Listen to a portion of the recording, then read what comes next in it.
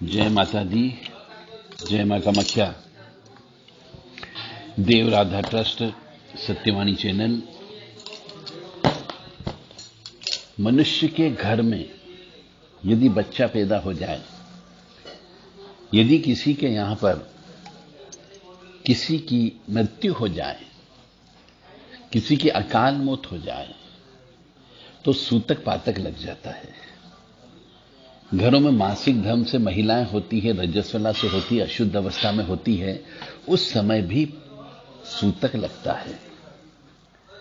घर में पूजा पाठ नहीं की जानी चाहिए। तो ऐसा गरुड़ पुराण में कई जगह लिखा हुआ है कि किस घर में किसी की मृत्यु होने पर, घर में बच्चा पैदा होने पर, गोत्र में मृत्यु होने पर, दूर के रिश्ते में मृत्यु होने पर, दूर के रिश्ते में बच्चा होने पर, घर के अंदर रजस्वला अवस्था होने पर और घर के अंदर स्त्री के साथ सहवास करने पर सूतक का समय बताया गया है। प्रत्येक मनुष्य को इस संबंध में अवश्य जानकारी प्राप्त रखना चाहिए। हिंदू सनातन धर्म के अनुसार गरुड़ पुराण एक जीवन जीने का बहुत बड़ा ग्रंथ है। यदि मनुष्य कष्ट नहीं भोगना चाहता हो, यदि मनुष्य जीवन में सुखी रहना चाहता हो, यदि मनुष्य जीवन में परेशानियों से मुक्त रहना चाहता हो और ईश्वर कृपा भी प्राप्त करना चाहता हो, पितरों से भी मुक्ति चाहता हो, तो उसे अपनी जिंदगी में 3-4 बार कम से कम गरुड़ पुराण का अच्छे से पाठ करना चाहिए, ताकि जीवन में चाहे स्त्री हो या पुरुष हो, उसको कष्ट कम होता है। क्योंकि उसके अंदर जो ज्ञान लिखा हुआ है, वह ज्ञान यदि आप अपने जीवन में प्रयोग करोगे तो निश्चित तौर से आपको कष्ट की प्राप्ति कम होगी। ऐसा मेरा अनुभव है और मैंने जिन जिन से यह पाठ करवाया, उनके यहां पे सुख समृद्धि शांति आने लग गई। बहुत से मनुष्य डरते हैं कि गरुड़ पुराण को घर में नहीं रखना चाहिए, गरुड़ पुराण को अपनों को खुद को नहीं पढ़ना चाहिए। ऐसा बिल्कुल गलत है। वो एक धार्मिक किताब है, जीवन जीने की राह दिखाती है आपको। तो हर मनुष्य को गरुड़ पुराण ला करके अपने यहां पे रख करके समय मिलने पर रोजाना एक एक अध्याय का अध्ययन करना चाहिए, बार बार उसे समझना चाहिए कि उसमें क्या लिखा हुआ है, और उसी के अनुसार मनुष्य को अपने परिवार को और स्वयं को चलना चाहिए। तो यदि मनुष्य गरुड़ पुराण का पाठ करके उसमें दिए गए कुछ मंत्र का जप भी कर लेता है, तो उसे सांप के से काटने पर, बिच्छू से काटने पर ज्यादा डर नहीं लगेगा। इवन उसके पास आएंगे भी नहीं, ऐसी भी व्यवस्था उसमें दी गई है। और पितृदोष, प्रेत दोष, ये तो होगा ही नहीं, जो आजकल अधिकांशतः घरों में चल रहा है। क्योंकि आपको यह नहीं मालूम कि कोई व्यक्ति घर में मर गया है तो उसे किस विधि विधान से शमशान ले जाना चाहिए, और आप विधि विधान से उसे शमशान नहीं ले जाते। इसी वजह से वह प्रेत आत्मा आपके घर में ही रुक जाती, आप केवल शव को जला के आ जाते हो और आपके यहां पितृदोष की उत्पत्ति हो जाती, प्रेत दोष की उत्पत्ति हो जाती है, जिसकी वजह से गर्भिणी स्त्री का गर्भ गिरने लगता है।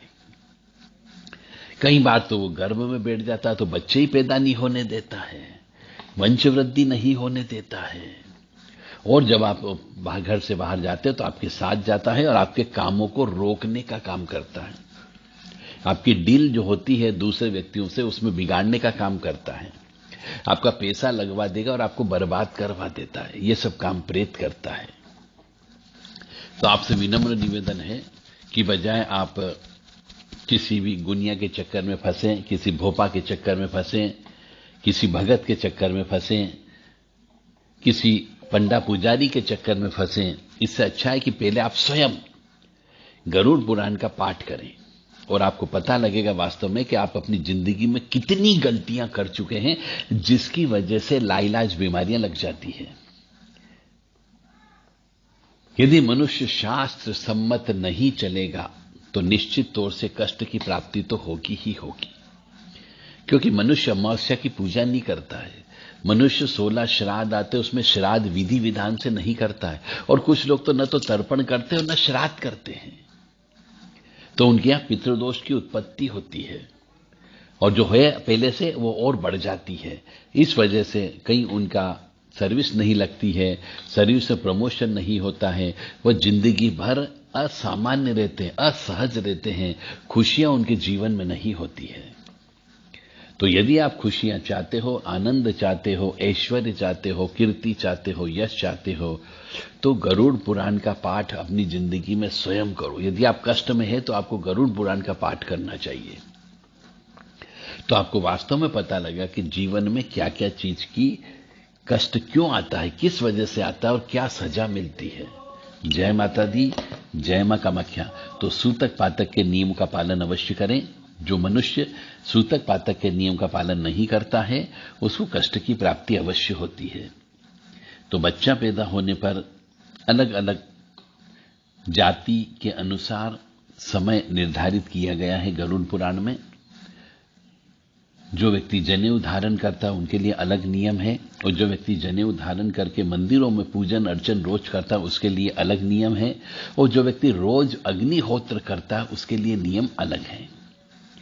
और जो व्यक्ति कोई भी अनुष्ठान करने के पहले नांदी श्राद्ध कर्म कर लेता है, 10 विधि स्नान कर लेता है, उसके लिए सूतक के नियम अलग हैं। तो ऐसे बहुत सारे नियम है उसके अंदर। उन नियमों का आप खुद स्वयं पालन करें, पढ़ें, समझें, ताकि आपको ज्ञान मिल सके कि हमारे जीवन में कष्ट क्यों आ रहा है। मेरा काम है आपको सही राह दिखाना, सही रास्ते पर चलाना। अब आपका काम है चलना या नहीं चलना, आपके ऊपर निर्भर करता है। गरुड़ पुराण पढ़ने से कोई कष्ट नहीं होता, इवन कष्ट को दूर करने का तरीका आपको पता लगेगा। आप बिल्कुल मत डरिए कि गरुड़ पुराण घर में नहीं होना चाहिए। बहुत से मनुष्यों ने ये ऐसी हवा फैला दी, गलत हवा फैला दी कि गरुड़ पुराण घर में नहीं होना चाहिए, और गरुड़ पुराण का घर में पाठ नहीं करते हैं, केवल मरते समय ही गरुड़ पुराण का पाठ करते हैं। ऐसा बिल्कुल गलत है। गरुड़ पुराण से मनुष्य को जीवन जीने की राह मिलती है, जीवन जीने की कला मिलती है, और दान पुण्य करने का प्रभाव उसके मन पर उत्पन्न होता है।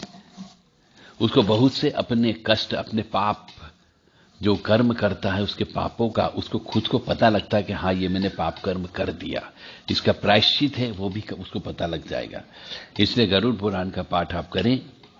जिंदगी में 3-4 बार तो पाठ करना ही करना चाहिए, और गरुड़ पुराण घर में रखें, खुद भी पढ़ें और बच्चों को भी पढ़ने के लिए प्रेरित करें, ताकि उनको भी जीवन में कष्ट की प्राप्ति कम से कम हो। जय माता दी, जय मां कामाख्या।